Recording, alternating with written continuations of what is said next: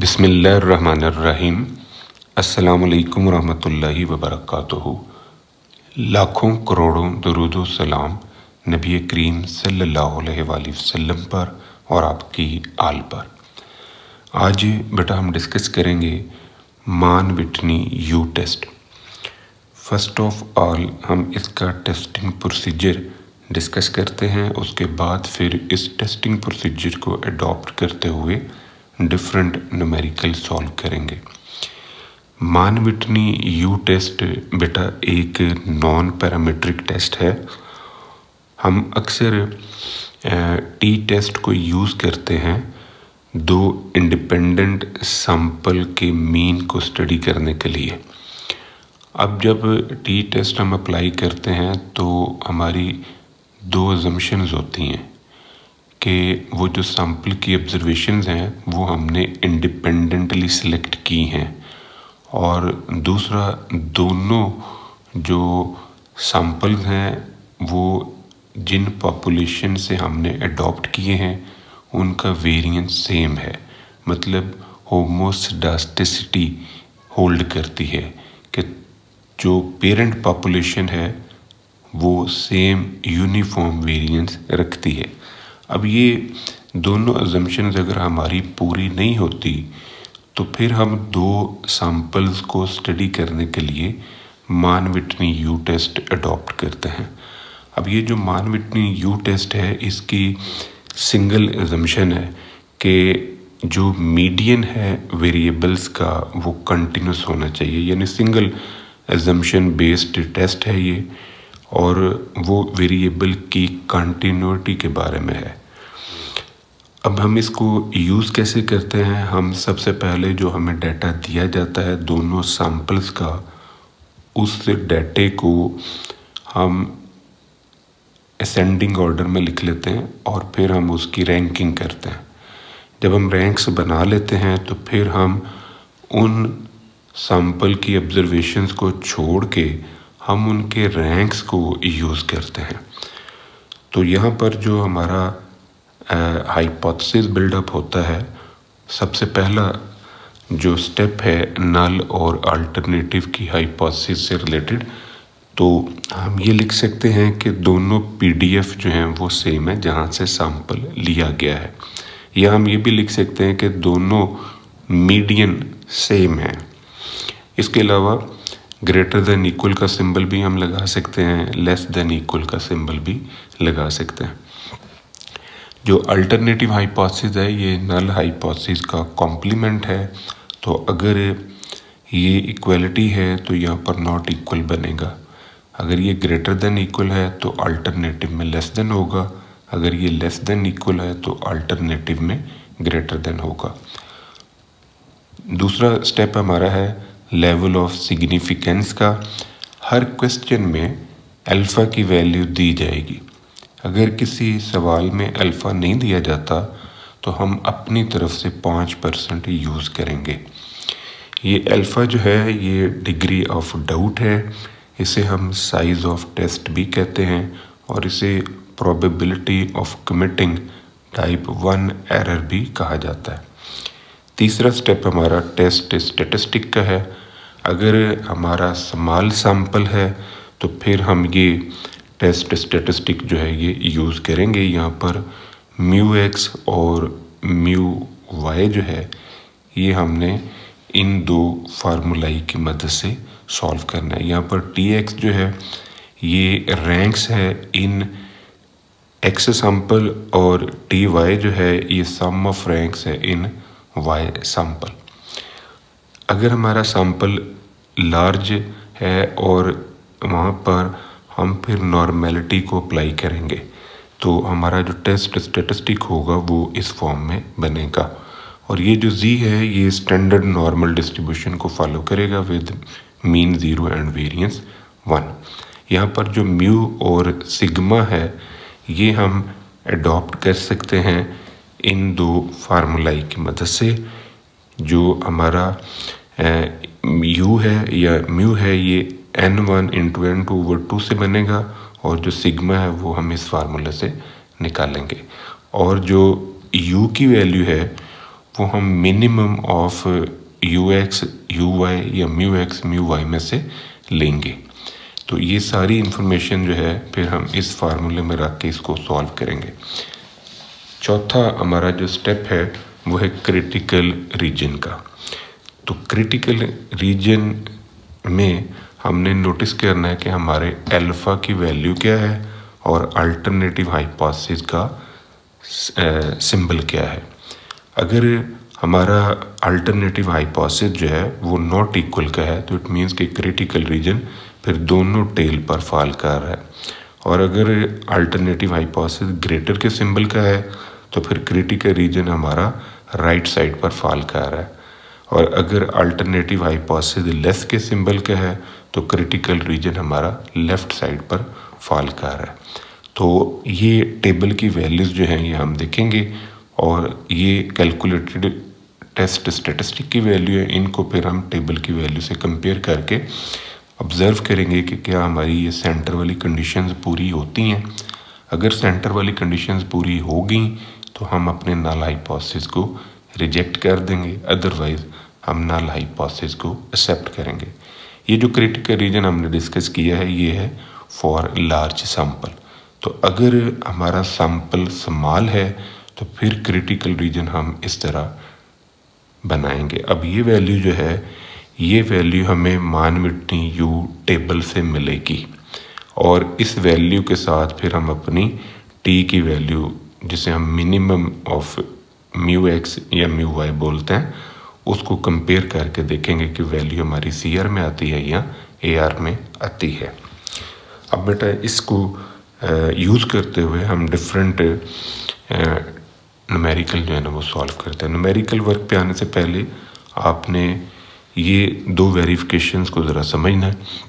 जब हम डाटा की रैंकिंग कर लेते हैं, रैंकिंग करने के बाद हम T X sum of ranks for X sample, T Y sum of ranks for Y sample, और उन टी एक्स और टी वाई की मदद से हमने यू एक्स और यू वाई या म्यू एक्स म्यू वाई बना लिया, जो कि हमने इन दो फार्मूलाई की मदद से बनाया है। अब ये जो दोनों फार्मूले हमने अप्लाई किए हैं, हमने ये चेक करना है कि क्या ये ठीक बने हैं। तो इसकी वेरिफिकेशन है कि इन दोनों का जो सम है वो n1 इंटू n2 के इक्वल होगा, और ये जो tx और ty है इन दोनों का सम इसके इक्वल है। कीमतें रख के हम ये चेक कर सकते हैं कि ये सारा प्रोसेस कैलकुलेशन का हमने ठीक किया है या नहीं किया। अब हम इसको अप्लाई करते हैं। ये हमारे पास पहला क्वेश्चन है। दो सिटीज़ हैं ए बी, और इनकी इंफॉर्मेशन जो है ना ये हमारे पास अवेलेबल है। हमने यहाँ पर मान विटनी यू टेस्ट अप्लाई करना है अल्फ़ा 5% के ऊपर, और टेस्टिंग हमने ये करनी है कि दोनों जो सिटीज़ हैं उनका मीडियन सेम है, यूनिफॉर्म है। तो M A is equal to M B, ये भी हम लिख सकते हैं। यहाँ पर हम PDF ए और PDF बी भी लिख सकते हैं। तो अल्टरनेटिव हाइपोथेसिस जो है ना इसके अपोजिट नॉट इक्वल का लेवल ऑफ सिग्निफिकेंस है 5%। अब हमने टेस्ट स्टैटिस्टिक यूज़ करना है ये वाला, क्योंकि हमारा जो सैंपल है ए और बी वो लेस देन 10 है, मिनिमम है, ये स्मॉल सैंपल आप कह लें। तो इस वजह से ये जो फार्मूला हम यूज़ कर रहे हैं minimum mu X and mu Y वाला, ये अप्लाई करने के पीछे रीज़न यही है कि हमारा सैंपल जो है वो लेस देन 10 है। अब हमने इन दोनों सिटीज़ की जो इन्फॉर्मेशन है उनको असेंडिंग ऑर्डर में पहले लिखा है। तो ये मैंने इनको असेंडिंग ऑर्डर में दोनों सिटीज़ को लिख दिया, और ये ज़हन में रखिएगा कि जब मैंने इनको असेंडिंग ऑर्डर में लिखा तो फिर उसके बाद मैंने ये ऊपर इनकी सैंपल के लिहाज से कैटेगराइजेशन की है कि ये जो 20 है ये सैंपल ए की वैल्यू है, ये 23 जो है ये सैंपल ए की वैल्यू है, ये 25 सैंपल बी की वैल्यू है। तो जिस सैंपल की वैल्यू है उसके ऊपर फिर मैंने उस लिहाज से ए बी लिख दिया। अब हम इसकी रैंकिंग करते हैं।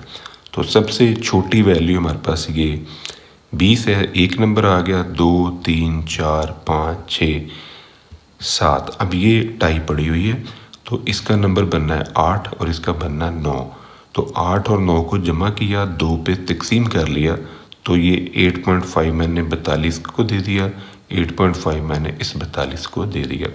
तो ये टाइड रैंक्स की सूरत में रैंकिंग आ गई। इसके बाद 10 नंबर 11 और 12। अब हमने TX निकालना है और TY। अब ये कैसे निकलेगा? जो हमारा TX है ये सैंपल A के जो न्यूमेरिकल ऑब्जर्वेशंस हैं उनकी रैंकिंग है। तो A की एक वैल्यू ये पड़ी हुई है, A की 7 है, 8.5 है, 10 है, 11 है और 12। इन सभी A की वैल्यूज़ को हमने सम अप किया रैंक्स को, तो ये आंसर आ गया। इसी तरह TY जो है ये सैंपल B में जो ऑब्जर्वेशंस हैं उनकी रैंकिंग जो है उनका सम है, तो ये TY भी आ गया। अब TX और TY को यूज़ करके हमने μX और μY निकाला। तो μX के लिए हमारे पास ये फार्मूला है, N1 और N2 ये हमारे पास वैल्यू है, N1 7 और N2 है 5। ये कीमतें यहाँ पर रखने से μX आ गया। इसी तरह μY के लिए यहाँ पर कीमतें रखी तो ये वैल्यू आ गई। आप इसे म्यू भी बोल सकते हैं, आप इसे यू भी कह सकते हैं।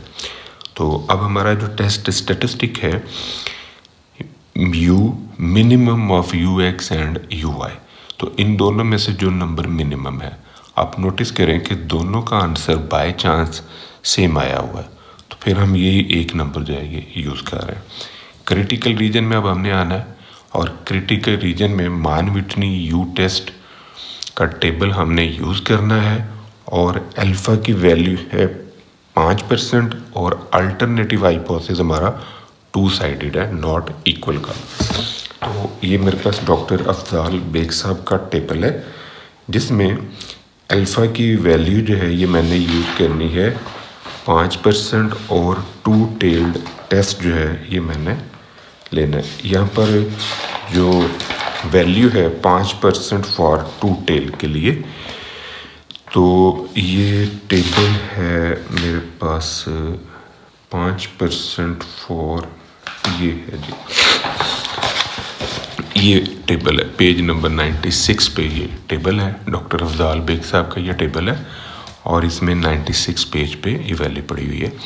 आप नोट करें 1 टेल टेस्ट के लिए ये टेबल इस्तेमाल होगा अगर अल्फ़ा की वैल्यू 2.5% है और 2 टेल टेस्ट के लिए ये टेबल इस्तेमाल होगा अगर अल्फ़ा की वैल्यू 5% है।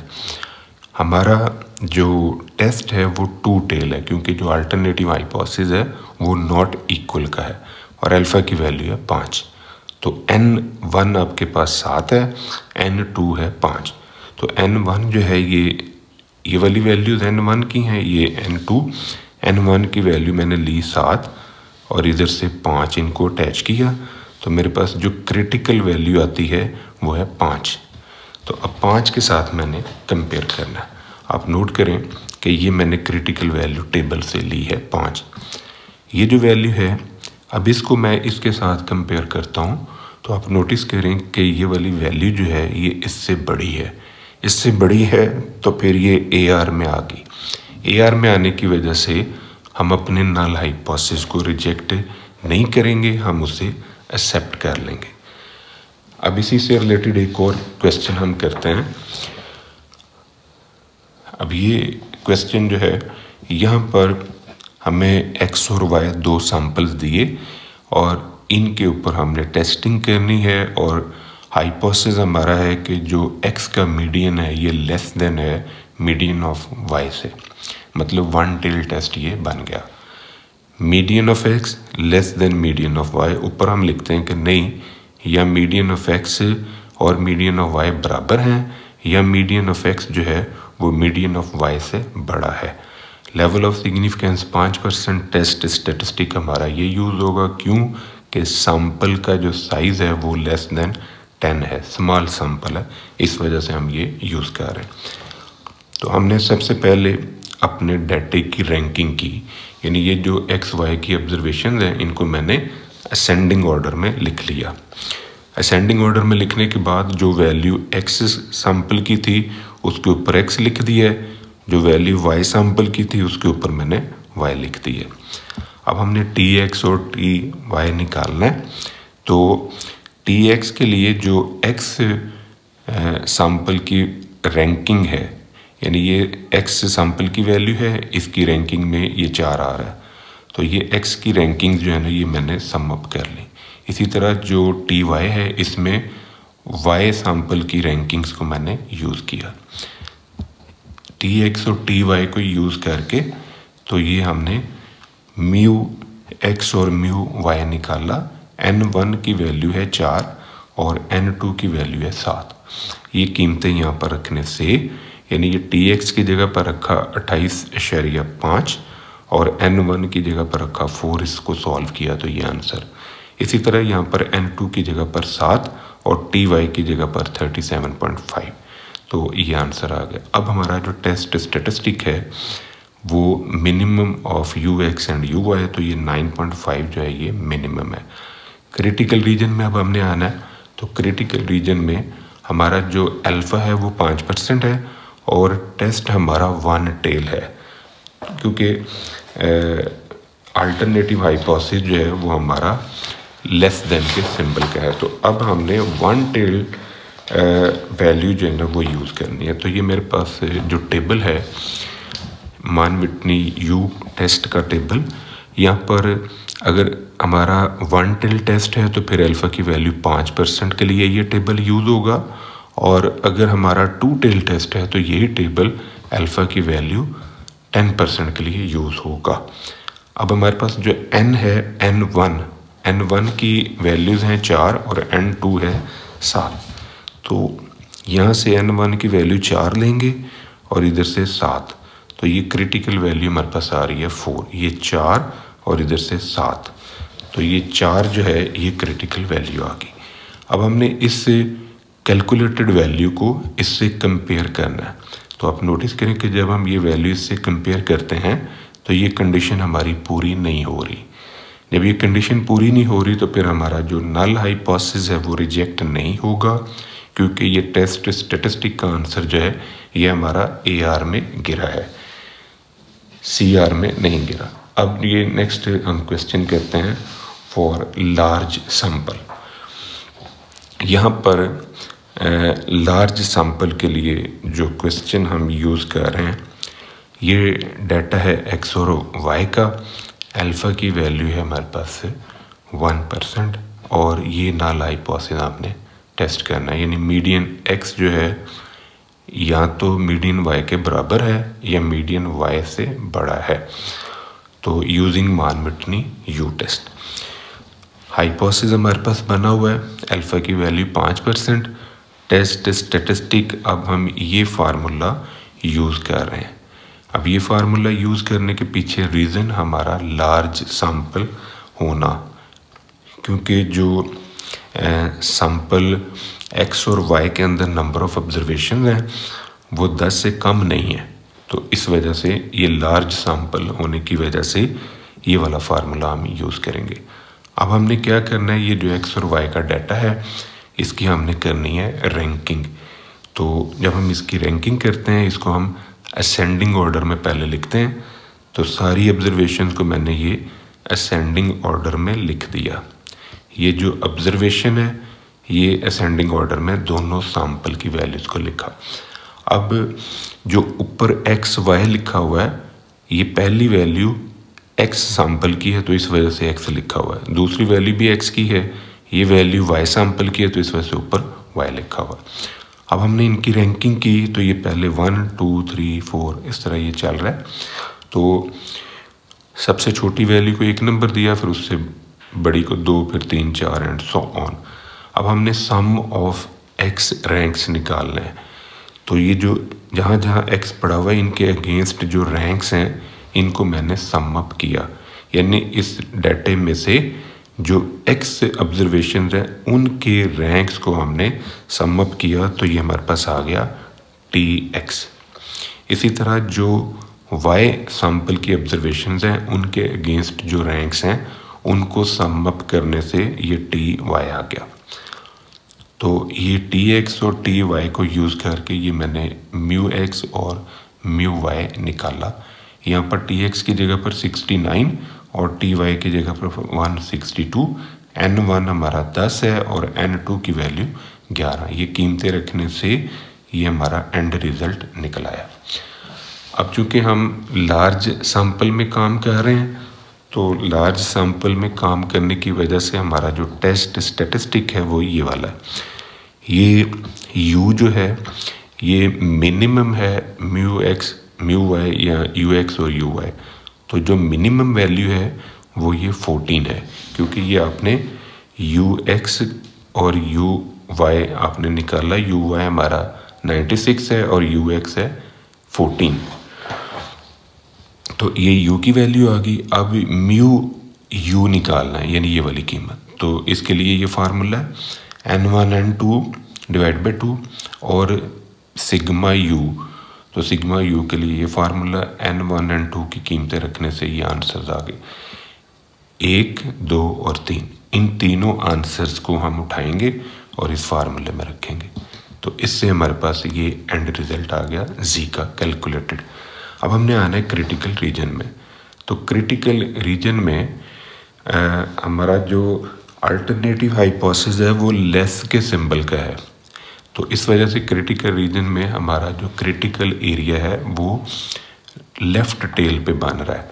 शेडेड एरिया हमारा लेफ़्ट साइड पर है, इसलिए साथ में माइनस आया है। तो ये वैल्यू जो है ये हमने अब जी के टेबल से लेनी है। तो डॉक्टर अफजाल बेग साहब का ये टेबल है। 0.01 को मैंने टेबल में देखना है। तो 0.01 पे वैल्यू आ रही है 2.326।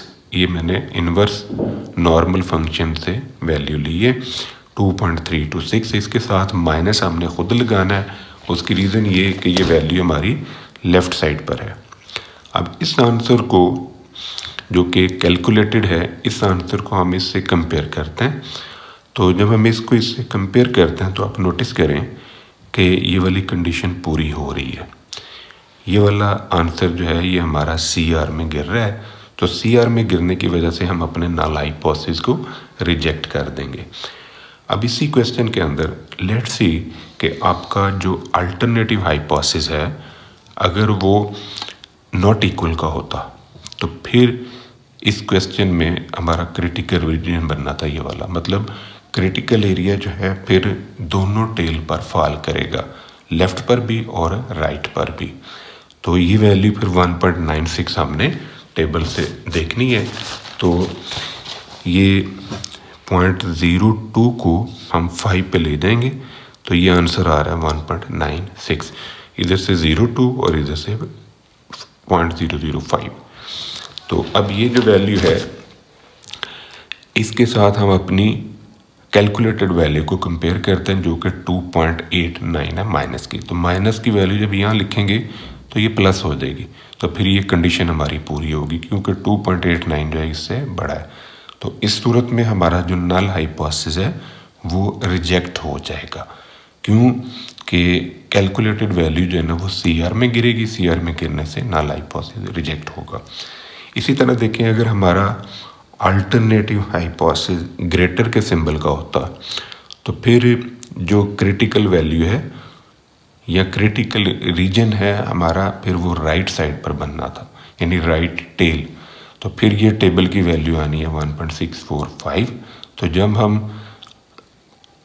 कैलकुलेटेड वैल्यू को जो कि -2.89 है जब हम यहाँ पर रख के इससे कंपेयर करते हैं तो ये कंडीशन पूरी नहीं होती। तो कंडीशन पूरी ना होने की वजह से हम अपने नल हाइपोथेसिस को इस सूरत में रिजेक्ट नहीं कर पाएंगे। ये था बेटा आज का हमारा टॉपिक। दुआ में याद रखिएगा। इंशाल्लाह अगली वीडियो के साथ फिर हाजिर होंगे। फ़ी अमान अल्लाह।